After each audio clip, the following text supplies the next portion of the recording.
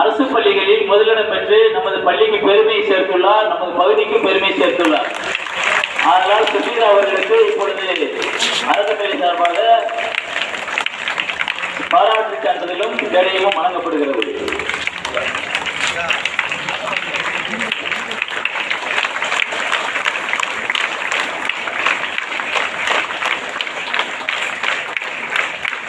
தேர்வில் 470 மதிப்பெண் பெற்று முதலிடத்தை பெற்றுள்ள லிங்க ஆனந்தி மாணவி லிங்க ஆனந்திக்கு பாரதி வெற்றி மோகன் இப்பொழுது பரிசு வழங்கி பாராட்டுகிறார்கள்.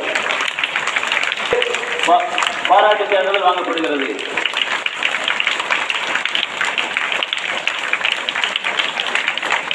அவர்களுக்கு பிஓ சித்துராஜ் அவர்கள் பாராட்டு சான்றிதழ் வழங்கி கௌரவிக்கிறார்கள்.